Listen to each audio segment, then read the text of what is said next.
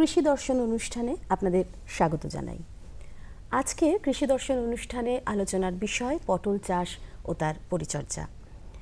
কথা বলবেন বিশেষজ্ঞ উত্তম কোনাই, মুর্শিদাবাদ জেলার রানীনগর ১ নম্বর ব্লকের সহকৃষি অধিকর্তা। নমস্কার দাদা। নমস্কার। আচ্ছা দাদা, এখন তো এই গ্রীষ্মকালে পটলটা তো খুব একটা গুরুত্বপূর্ণ সবজি, তো এই প্রায় আমাদের প্রতিনিয়ত ব্যবহার আমরা করে থাকি। তো এই সবজি হিসাবে পটলের খাদ্য গুণ কতটা বা ভেষজ গুণ কীরকম? আমরা এই সমস্ত যে লতাকু বার্তিকি জাতীয় বা কুমড়ো গোত্রীয় যে সমস্ত ফসল আমাদের এই সময় চাষ হয় সবজি হিসাবে, তার মধ্যে পটল খুব গুরুত্বপূর্ণ একটা ফসল। এবং কুমড়ো জাতীয় ফসলের মধ্যে পটলকে ফসলের রাজা বলা হয়। এবং এর খাদ্যগুণ বিশেষ করে আমাদের যে carbohydrate, protein, fat, minerals, vitamins এগুলো তো আছেই, পাশাপাশি এর বেশ কিছু ভেষজ গুণও রয়েছে। এই ভেষজ গুণগুলোর মধ্যে অন্যতম হচ্ছে যে বিশেষ করে এটা শিশু এবং রোগীর পথ্য হিসেবে যেমন ব্যবহৃত হয়, এটা খুব সহজ পাচ্য।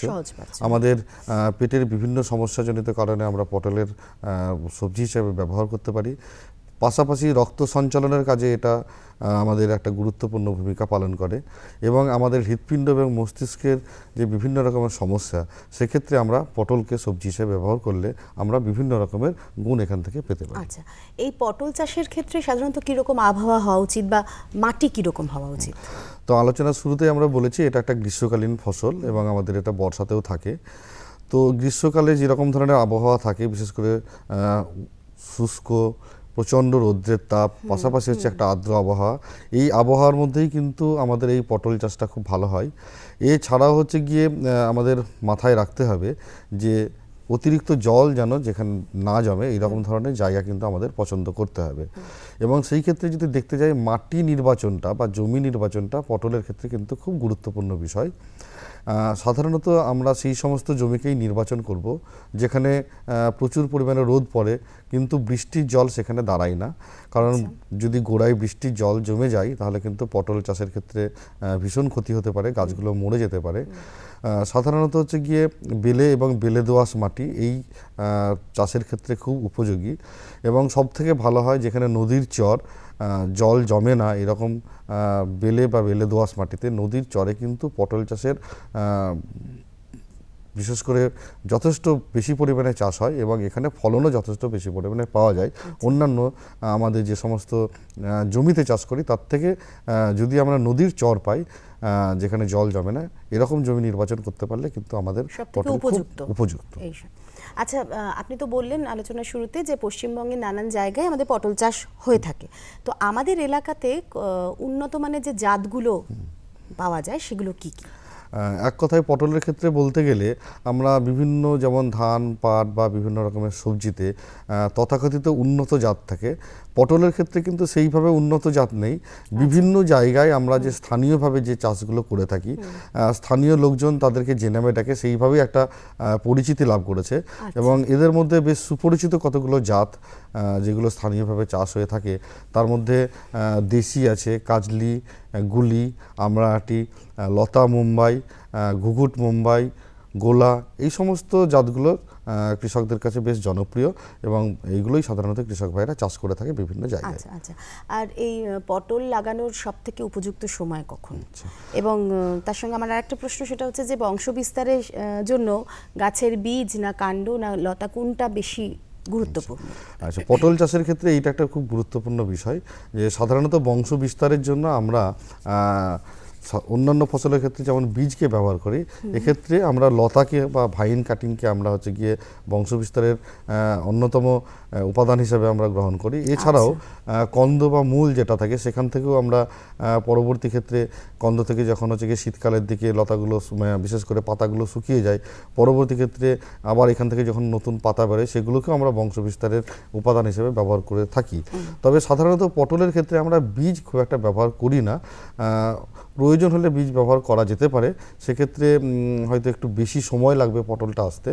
তো সাধারণ ক্ষেত্রে আমরা কিন্তু কৃষক ভাইদের যেটা দেখেছি বা আমরাও সুপারিশ করি যে লতার যে কাটিং সেটাই বংশ বিস্তারের কাজে লাগে। এবং আমাদের সাধারণত বিশেষ করে সেপ্টেম্বর অক্টোবর বা আশ্বিন কার্তিক মাসেই কিন্তু এই লতাটা লাগানো হয়। এবং এই যে আশ্বিন কার্তিক মাসে লাগানো হচ্ছে, এইটা আমাদের এখন বিশেষ করে যে পটলটা ফলন হিসেবে পাচ্ছি, বিশেষ করে ফেব্রুয়ারি মার্চ এই সময়ের মধ্যে কিন্তু এই ফসলটা ওঠে। এছাড়াও আমরা সেপ্টেম্বর অক্টোবর থেকে এটা প্রায় ফেব্রুয়ারির মাঝামাঝি পর্যন্ত আমরা লাগাতে পারি। এবং সেক্ষেত্রে ফেব্রুয়ারির মাঝামাঝি যদি লাগাই বা মার্চের শুরুতে যদি লাগাই, এক্ষেত্রে আমরা ফলন পাবো জুন মাসের দিকে। আচ্ছা, আপনি এক্ষুনি বললেন যে তাহলে সব থেকে মানে বংশবিস্তারের ক্ষেত্রে লতাটাই সব থেকে গুরুত্বপূর্ণ। তো এই লতাকে শোধন কিভাবে করা হয়? যে কোনো ফসল আমাদের চাষ করার ক্ষেত্রে আমরা কৃষি দপ্তরের তরফ থেকে সুপারিশ করে থাকি যে 100% বীজ জমিতে পড়ার আগে তাকে শোধন করতে হবে। এবং এক্ষেত্রে যেহেতু আমরা লতাকে আমরা বংশবিস্তারের উপাদান হিসেবে গ্রহণ করছি, সুতরাং এই লতাকে আমাদের শোধন করে নিতে হবে। এবং এই পটলের ক্ষেত্রে লতা শোধন করতে গেলে আমাদের কার্বেন্ডাজিম গ্রুপের যে ওষুধ আছে ব্যাভিস্টিন, এটা 1 গ্রাম প্রতি লিটার জলে গুলে এই যে দ্রবণের মধ্যে যে লতাটাকে আমরা নির্বাচন করেছি তাকে 5 মিনিট মতো ভিজিয়ে রেখে আমরা এখান থেকে তুলে নেব। এবং এভাবেই কিন্তু আমাদের পটলের ক্ষেত্রে লতা শোধন করা হয়ে থাকে। আচ্ছা, আপনি একটু কৃষক বন্ধুদের বলুন যে কিভাবে জমি তৈরি করবেন কৃষক বন্ধুরা পটল চাষের ক্ষেত্রে। আমি প্রথমেই বলেছি যে পটল হচ্ছে গিয়ে এবং তার সঙ্গে কি সার ব্যবহার করবে সেটা। অবশ্যই পটল হচ্ছে বলেইছি প্রথমে যে প্রচুর ফলন যেমন দেয়, একইভাবে কিন্তু তার পরিচর্যা এবং বিশেষ করে জমি তৈরি এবং সার প্রয়োগের বিশেষ করে গুরুত্ব কৃষক ভাইদের মাথায় রাখতে হবে। তো পটলের ক্ষেত্রে অবশ্যই ভালোভাবে জমিটাকে তৈরি করতে হবে, বেশ কয়েকবার লাঙল দিয়ে চাষ করে মাটিটাকে ভালো করে ঝুরঝুরে তৈরি করে নিতে হবে। এবং আমরা সবসময় যে সারের সুপারিশ করার কথা বলি কৃষক ভাইদের, সেই সুপারিশটা কিন্তু মাটি পরীক্ষার ভিত্তিতেই হওয়া উচিত এবং ওটাই বিজ্ঞানসম্মত। মাটি পরীক্ষার ভিত্তিতে আমার মাটিতে কি পরিমাণে বিভিন্ন ধরনের খাদ্য উপাদান রয়েছে সেই ভিত্তিতে কিন্তু আমাদের রাসায়নিক সার জমিতে প্রয়োগ করা উচিত। এবং এক্ষেত্রে আমরা দেখেছি আমাদের সাধারণত পটল চাষের ক্ষেত্রে আমাদের হেক্টর প্রতি যে পশ্চিমবঙ্গ সরকারের কৃষি দপ্তরের যে ডোজ আছে, সেটা হেক্টর প্রতি 100 কেজি নাইট্রোজেন, 60 কেজি মতো ফসফরাস এবং 50 কেজি মতো পটাশ সারের প্রয়োজন হয়ে থাকে। এটাকে আমরা যদি একরেও ভাগ করতে পারি, একরে যদি বলি তাহলে সেক্ষেত্রে আমার 40 কেজি নাইট্রোজেন লাগবে, 24 কেজি মতো ফসফরাস এবং 20 কেজি মতো পটাশ সার একর প্রতি প্রয়োগ করতে হবে। এছাড়াও কিছু অনুখাদ্যের ব্যবহার করার প্রয়োজন হয়ে থাকে, সেটা আমাদের যখন পরবর্তী ক্ষেত্রে অন্তর্বর্তী পরিচর্যা হবে তার মধ্যে আমাদের কিছু অনুখাদ্য প্রয়োগের বিষয় থাকে। এবং সর্বোপরি বিশেষ করে পটলের ক্ষেত্রে যেটা বিষয়, আমাদের একর প্রতি প্রায় 10 টন করে জৈব সার কৃষক ভাইদেরকে সুপারিশ মানে প্রয়োগ করার জন্য আমরা কিন্তু সবসময় সুপারিশ করে থাকি। অর্থাৎ জৈব সার না দিলে কিন্তু ভালো পটল যে সেটা ভালো মানের পটল বা ভালো গুণসম্পন্ন পটল কিন্তু পাওয়া যাবে না। আচ্ছা, আমরা জমি তৈরি এবং সার প্রয়োগের সঙ্গে সঙ্গে একটু অন্তর্বর্তী পরিচর্যার কথাও তাহলে জেনে নিই আপনার কাছে। অবশ্যই পটলের ক্ষেত্রে অন্তর্বর্তী পরিচর্যাটা খুব গুরুত্বপূর্ণ বিষয়। এবং কৃষক ভাইদের যখনই হচ্ছে গিয়ে পটল লাগাবেন, একটা জিনিস মাথায় রাখতে হবে, আমরা অনেকেই কিন্তু বলতে শুনি যে পটল লাগিয়ে পটল পাওয়া যাচ্ছে না বা পটলের ফল ধরছে না। যখন আমরা লতাগুলো কাটিং হিসাবে নেব, তখন কিন্তু যে সমস্ত লতাতে যে ফল পাওয়া যাচ্ছে সেই সমস্ত কাটিংগুলো নিলেই হবে না, কারণ এগুলো সব স্ত্রী গাছ। অবশ্যই কিন্তু আমার 10:1 অর্থাৎ শতকরা 10% কিন্তু পুরুষ গাছও থাকতে হবে, না হলে কিন্তু পটল পাওয়া যাবে না। এইটা কৃষক ভাইদের সবসময় মাথায় রাখতে হবে। পরবর্তী ক্ষেত্রে পরাগ মিলনের না হলে ক্ষেত্রে সমস্যা হবে। আর অন্তর্বর্তী পরিচর্যার ক্ষেত্রে যেটা গুরুত্বপূর্ণ বিষয়, সেটা হচ্ছে কি আমার সবসময় খেয়াল রাখতে হবে যাতে জমিতে খুব বেশি টান না পায়। বিশেষ করে এই যে এখন যে ধরনের আবহাওয়া চলছে, তাতে কিন্তু 7 দিন থেকে 10 দিন পর পরই কিন্তু হালকা হালকা সেচ দিতে হবে। এবং পরবর্তী ক্ষেত্রে বর্ষার সময় কিন্তু প্রয়োজন অনুযায়ী সেচ দিতে হবে। এবং মাথায় রাখতে হবে যেন কোনোভাবেই পটলের জমিতে যেন জল না জমে, জল জমলেই কিন্তু সমস্যা হবে। এছাড়াও অন্তর্বর্তী পরিচর্যা হিসেবে আমরা কিছু অনুখাদ্য প্রয়োগ করার কথা সুপারিশ কৃষক ভাইদের করে থাকি। এর মধ্যে যাতে ঠিকমতো ফুল ফল হয় তার জন্য প্ল্যানোফিক্স হরমোন, এটা আমরা 1 মিলিলিটার প্রতি 4 লিটার জলে গুলে প্রয়োগ করার কথা বলি।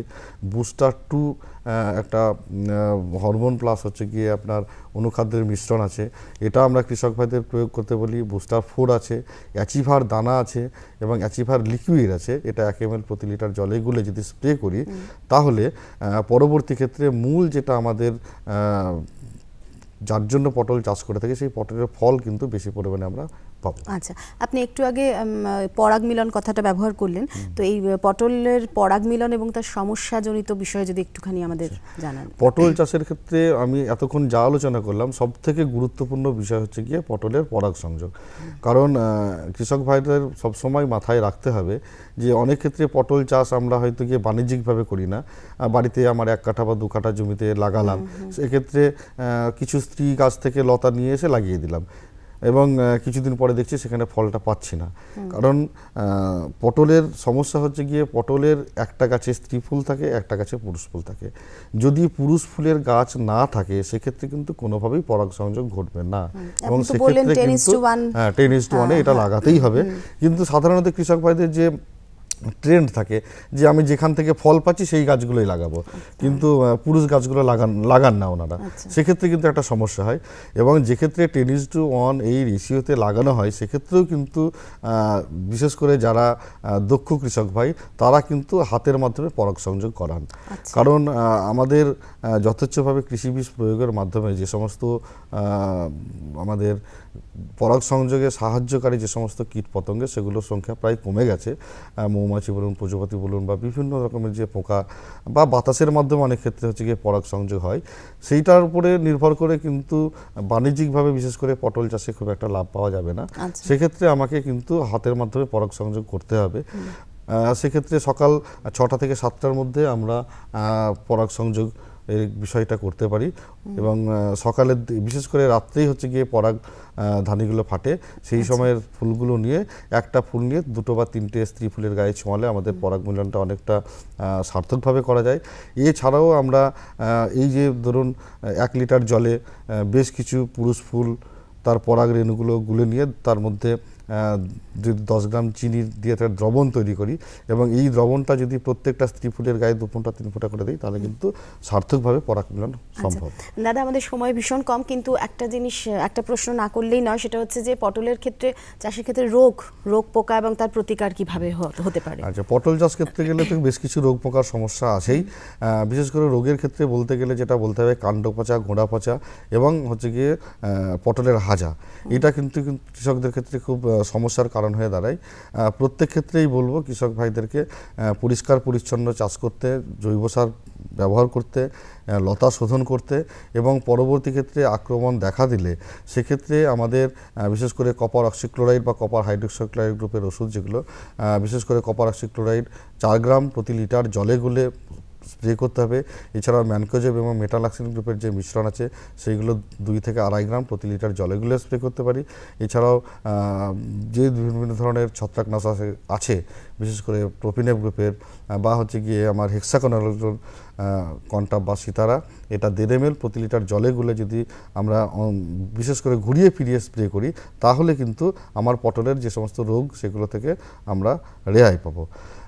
পটলের চাষ করতে গেলে পোকারও কিছু আক্রমণের সমস্যা হয় এবং সেক্ষেত্রে কিছু পোকা থাকে যেগুলো পাতা খেয়ে নেয়। সেক্ষেত্রে আমাদের যেগুলো বিশেষ করে স্পর্শজনিত কীটনাশক, বিশেষ করে কুইনলালফস গ্রুপের ওষুধ, একালাস, এগুলো প্রয়োগ করতে পারি। এছাড়াও হচ্ছে গিয়ে ফলের মাছি একটা সমস্যার কারণ এবং এই ফলের মাছি নিয়ন্ত্রণ করতে গেলে আমাদের যেটা করতে হবে সেটা হচ্ছে বিষ টোপের ব্যবহার এক্ষেত্রে খুব কার্যকরী। এক্ষেত্রে আমরা 20 ml ম্যালাথিয়ন, তার সাথে 200 গ্রাম ঝোলা গুড় এবং এইটা যদি 2 লিটার জলে গুলে নিয়ে বিশেষ করে মাটির সরাই যখন যেখানে যেখানে ফুল আছে তার মধ্যে যদি আমরা 1 বিঘা জমিতে 20 থেকে 25টা জায়গায় দিয়ে দিই তাহলে এই গুড়ের গন্ধে মাছিটা আকৃষ্ট হবে এবং সেটা খেয়ে মারা যাবে। পরবর্তী ক্ষেত্রে কিন্তু কচি ফলের গায়ে বসবে না বা সেখান থেকে হচ্ছে গিয়ে এর আক্রমণটা সরানো যেতে পারে। অনেক ধন্যবাদ দাদা আপনাকে। কৃষক বন্ধুরা, তাহলে আপনারা জানলেন যে একটি অত্যন্ত গুরুত্বপূর্ণ গ্রীষ্মকালীন ফসল পটল সম্পর্কে আমরা আলোচনা করলাম আজকে। কিভাবে তার চাষ করা দরকার, কিভাবে তাকে রোগ প্রতিরোধ করা দরকার, তাকে মানে পোকামাকড়ের হাত থেকে আমরা বাঁচাতে পারি, এগুলো আমাদের বিশেষজ্ঞ খুব ভালো করে জানিয়ে দিলেন।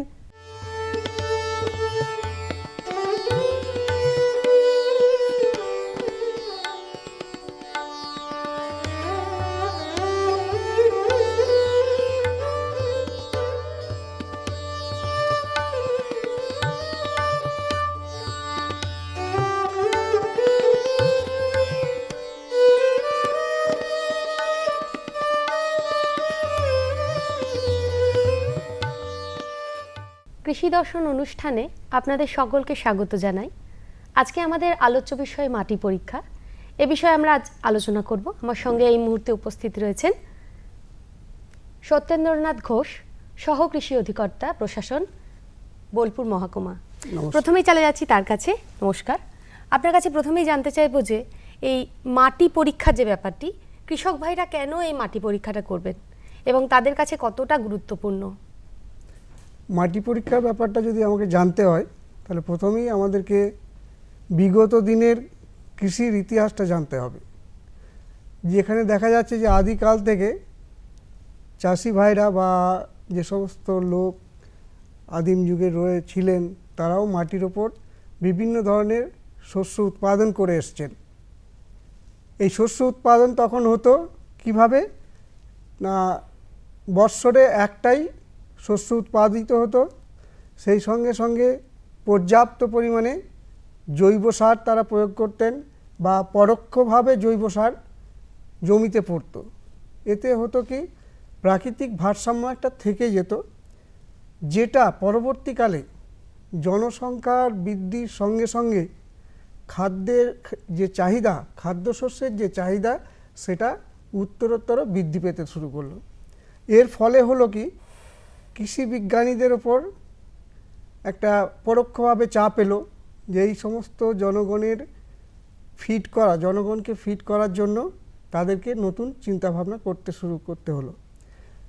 এর ফলে 60-এর দশকে দেখা গেছে যে বিভিন্ন ফসলের উন্নত প্রজাতি তারা আবিষ্কার করলেন, যার উৎপাদনশীলতা অনেক বেশি। এই উৎপাদনশীলতার বেশির জন্য হলো কি, এদের সারের প্রয়োজন, মানে জৈব সারের সঙ্গে সঙ্গে রাসায়নিক সারের প্রয়োজনটাও উত্তরোত্তর অনেকটাই বেড়ে গেল। উৎপাদন শক্তি যেমন বাড়লো, উৎপাদিত ফসল যেমন বাড়লো, সেই সঙ্গে সঙ্গে জমিতে কিন্তু রাসায়নিক সারের প্রয়োগ এবং রাসায়নিক বিষ সেটার প্রয়োগ কিন্তু বেড়ে গেল, যেটা মাটির উপর একটা বিরাট চাপ এলো, আঘাত হানলো। অধিক পরিমাণে সার প্রয়োগের ফলে মাটির গঠনগত চারিত্রিক চেঞ্জ বা পরিবর্তন হতে শুরু করলো। এর ফলে দেখা গেল কি, পরবর্তীকালে প্রভূত পরিমাণে রাসায়নিক সার প্রয়োগ করেও আর কিন্তু ফলন সেইভাবে চাষি ভাইরা পাচ্ছেন না। অন্যদিকে জমির অম্লত্ব ভাব কিন্তু দিনের পর দিন বেড়ে যেতে লাগলো। একটা জায়গায় এখন এসে গেছে যে সেই পরিমাণ যা সার দিতাম আগে, রাসায়নিক সার, সেই পরিমাণ সার দেওয়ার পরেও কিন্তু ফলন চাষি ভাইদের যে আকাঙ্ক্ষা সেটা কিন্তু আশানুরূপ হচ্ছে না। এই জায়গাটাতেই মাটি পরীক্ষার একটা গুরুত্ব লুকিয়ে রয়েছে।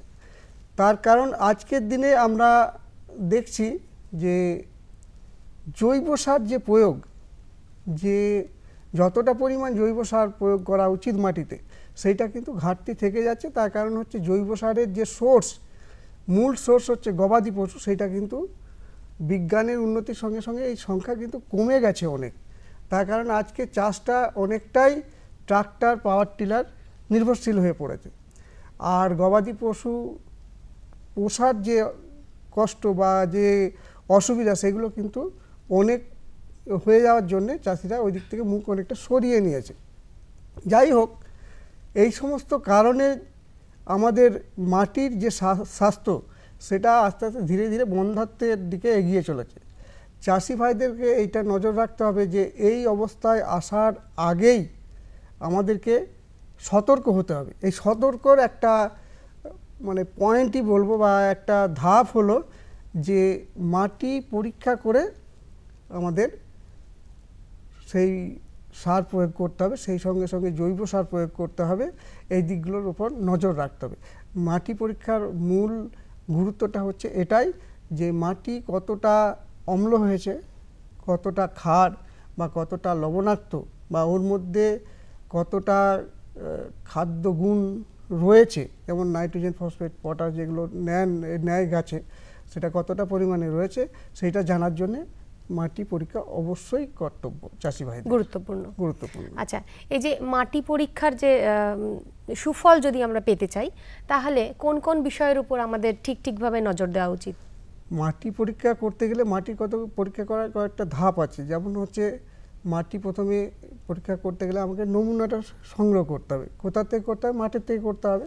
সেই নমুনা সংগ্রহ করা এবং সেইটাকে রসায়নাগারে বা ল্যাবরেটরিতে পাঠানো এবং তার পরিপ্রেক্ষিতে যে রাসায়নিক ল্যাবরেটরিতে যে রিপোর্টটা পাচ্ছে সেই পরিপ্রেক্ষিতে একটা চার্ট বানিয়ে দেওয়া চাষিদের, যে কতটা কোন ফসলের জন্য কতটা সার লাগবে এবং কতটা দেওয়া উচিত, এবং সেইটাকে মেনে চলার জন্য যে চার্ট, সেটা হচ্ছে সয়েল হেলথ কার্ড, যেটা সরকারি দপ্তর থেকে করে দেওয়া হয়। সেই সয়েল চার্ট ওইটাকে অনুসরণ করা হচ্ছে চাষিদের কর্তব্য। তাই প্রথমেই আমাদের হচ্ছে যে নমুনা সংগ্রহ করা, যেটা হচ্ছে চাষিরা করবেন। আর পরবর্তী যে দুটি ধাপ, সেটা কিন্তু বিশেষজ্ঞরা করবেন। সেটার জন্য অতটা চাষিদের চিন্তা করার দরকার নেই। নমুনা সংগ্রহ করাটা হচ্ছে চাষিদের প্রথম ধাপ। আচ্ছা, মাটিটা সংগ্রহ কিভাবে করবেন? মাটি সংগ্রহ করার একটা পদ্ধতি আছে। সাধারণত আমরা বলি যে যে সমস্ত জায়গায় ছায়া রয়েছে, অনেক দেখা গেছে তো আলে গাছ রয়েছে, ছায়া রয়েছে, সেই জায়গায় মাটি সংগ্রহ আমরা করব না, বা আল থেকে 3-4 ফুট দূরে আমরা মাটি সংগ্রহ করব, যাতে আল অনেক সময় হয় কি জল জমে ওই সাইডে এসে চলে যায়, আলের ধারে চলে যায়, সেখানে কিন্তু সমস্ত জৈব সার বলুন বা অজৈব সারের পরিমাণ সেখানে বেশি হয়ে যায়। ওটা একটা পুরো মানে অ্যাকচুয়াল রেজাল্ট সেটাতে পাওয়া যায় না। এটা হচ্ছে 1 নম্বর। 2 নম্বর হচ্ছে যে আমি যখন মাটি নমুনা সংগ্রহ করব, তখন কিন্তু কোনো রকম মানে স্মোকিং না করা। আচ্ছা, একটা হয় কি যে পরিমাণ স্যাম্পেল নেওয়া হয় তাতে যদি একটুখানি ছাই পড়ে যায়, তাতে কিন্তু পটাশের পরিমাণ অনেকটা বেড়ে যাবে, তার মানে অ্যাকচুয়াল রেজাল্ট আমি পাবো না। এই জিনিসগুলো মাথায় রাখতে হবে। আর আরেকটা জিনিস খেয়াল রাখতে হবে যে আমি কি ফসল চাষ করবো ওই জমিতে। আগের বছর আমি কি ফসল চাষ করেছি, এই বছর সামনের বছর কি চাষ করব, সেইটার উপর নির্ভর করছে আমরা সয়েল চার্ট কীভাবে বানাবো, বিশেষজ্ঞরা বানাবেন সেটা।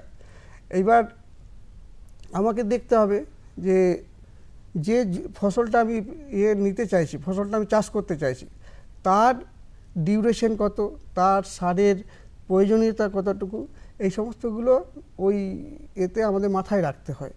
আরেকটা যেটা হচ্ছে যে ধরুন ধান বা গম, এরা হচ্ছে গুচ্ছ মূল জাতীয় ফসল।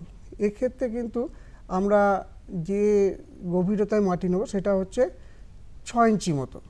আবার আখ, পাট এদের শেকড় অনেক ওপরে চলে যায়, নিচে চলে যায়, সেক্ষেত্রে আমরা কিন্তু 9 ইঞ্চি থেকে 1 ফুট গভীরতা পর্যন্ত মাটি সংগ্রহ করব।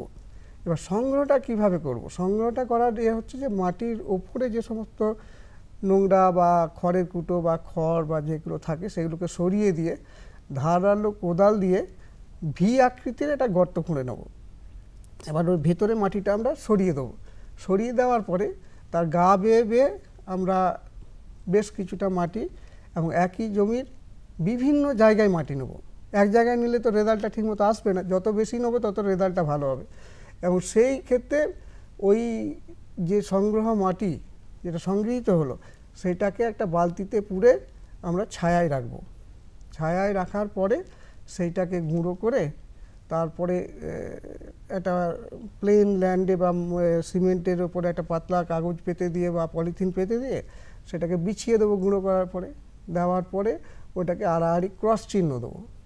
ক্রস চিহ্ন দেওয়ার পরে 4টে ভাগ হলো, সেই 4টে ভাগের 2টো ভাগ ফেলে দেবো আর 2টো ভাগ আমরা সংগ্রহ করব। আবার সেটাকে পুরো কাগজে বিছিয়ে দেবো। বিছিয়ে দেওয়ার পরে আবার ওইভাবে আড়াআড়ি ক্রস চিহ্ন দেবো। এতে তারপরে আবার 2টো ভাগ আড়াআড়ি ফেলে দেবো। যে 2টো ভাগ আগে ফেললাম ঠিক তার অপোজিট আড়াআড়ির ভাগগুলো ফেলে দেবো। এই করতে করতে 3-4 বারের মধ্যে আমার প্রায় 400 থেকে 500 গ্রাম যখন মাটি হয়ে যাচ্ছে, সেই মাটিটা কিন্তু আমি সংগ্রহ করে পলিথিনে ভরে নেব। এবং এইটাই হচ্ছে মাটির নমুনা সংগ্রহের মানে পদ্ধতি।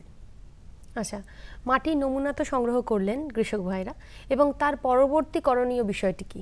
হ্যাঁ, এরপরে হচ্ছে যে মাটিটা নিলাম, ধরুন আমি একটা জমি থেকে নিলাম, পরে সেটা মাটিটা পাঠিয়ে দিলাম মানে সরকারি মাধ্যমের মধ্যে দিয়ে, কিন্তু সেই রেজাল্ট যখন আসবে, এবার ধরুন ওখানে হাজার হাজার ল্যাবরেটরিতে স্যাম্পেল রয়েছে, সেক্ষেত্রে কোন স্যাম্পেল কোন জায়গার এবং কোন চাষির, এবং সেই চাষি তার হয়তো 4টে স্যাম্পেল দিয়েছে, এবার কোন জমির স্যাম্পেল সেটা জানতে গেলে কিন্তু ওনাকে আইডেন্টিফাই করতে হবে। সেই আইডেন্টিফিকেশনের মার্ক হিসাবে ওই যে প্যাকেট, সেই প্যাকেটে আমাদেরকে লেবেল করে রাখতে হবে। সেই লেবেল কি হবে না, চাষির নাম থাকলো 1 নম্বরে, তারপর চাষির যদি ধরুন কোনো জায়গায় অমুক সায়ের বাঁধের জমি, ওদের তো নাম বিভিন্ন রকম থাকে, সেই রকম জমির নাম দিল, তারপর তার মৌজার নাম দিল, প্লট নাম্বার দিল, এরপরে আগের বছর কি চাষ করেছে, কোন কোন ফসল চাষ করেছে, এবং এই বছর কোন কোন ফসল চাষ করবেন, এই ধরনের সমস্ত ইনফরমেশন 2টো কপি করবেন। একটা কপি ওই পলিথিনের মধ্যে থাকবে মাটির সঙ্গে, আর একটা পলিথিনের ওপরে থাকবে। এবার যেখানে যাবে ল্যাবরেটরিতে, সেখানে অনায়াসেই ওনার আইডেন্টিফিকেশন হয়ে যাবে। ল্যাবরেটরিতে তার টেস্ট হবে, টেস্ট হওয়ার পরে তার খাদ্যগুণ দেখে কতটা কি পরিমাণ, কতটা রাসায়নিক সার দেওয়া হবে, সেইটা কিন্তু তার অম্লত্ব কতটা, সমস্ত কিন্তু ওইখানে ডিটেকশন হয়ে যাবে, মান নির্ণয় হয়ে যাবে। সেই অনুপাতে আমরা কিন্তু বা বিশেষজ্ঞরা একটা চার্ট বানিয়ে দেন, সেটাকে বলে সয়েল হেলথ চার্ট। সেই চার্ট অনুযায়ী ওনারা কিন্তু চাষবাস করতে পারবেন এবং ফসল ফলাতে পারবেন। আচ্ছা, সয়েল হেলথ কার্ড বলে আপনি কথাটা ইউজ করছেন যেটা, হ্যাঁ, সেটা অ্যাকচুয়ালি কি, এবং তারা কৃষকরা সেই কার্ডটি হাতে পাওয়ার পরে কিভাবে সেটা কাজে লাগাতে পারে? সয়েল হেলথ কার্ড হচ্ছে একটা চার্ট, একটা কার্ডের মতো, বেশ লম্বা চড়া, চৌকানার অনেকটাই। তো সেখানে লেখা থাকবে যে চাষির নাম থাকবে, তার জমির করা থাকবে, যাতে সে আইডেন্টিফিকেশন করতে পারবে। সেই সঙ্গে সঙ্গে আমাদের রেকমেন্ডেশন থাকবে যে ওই জমিটা অম্ল কিনা বা ক্ষার কিনা বা লবণাক্ত কিনা, আর অম্ল হলে কতটা পরিমাণ চুন বা দিয়ে সেটাকে রেকটিফাই করা যাবে, সমস্ত কিন্তু রেকমেন্ডেশন থাকবে। আবার গাছের যে খাদ্য, মূল খাদ্য, প্রধান খাদ্য, নাইট্রোজেন, ফসফেট, পটাশ, সেগুলো কতটা পরিমাণ লাগবে, জমিতে কতটা আছে এবং কতটা পরিমাণ দিতে হবে।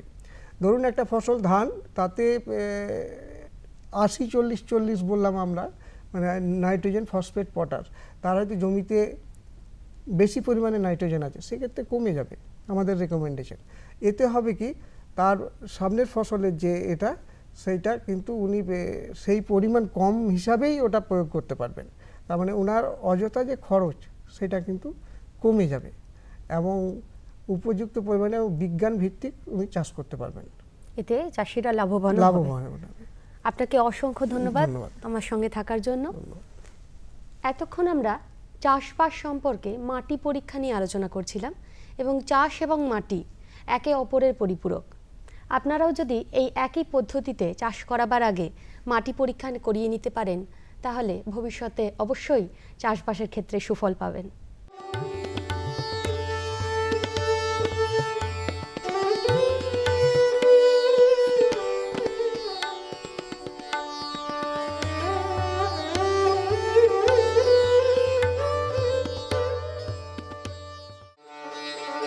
কেমন লাগছে আমাদের অনুষ্ঠান আমাদের চিঠি লিখে জানান। চিঠি লেখার ঠিকানা কৃষি দর্শন, অধিকর্তা দূরদর্শন কেন্দ্র, শান্তিনিকেতন, শান্তিনিকেতন, সূচক 731235।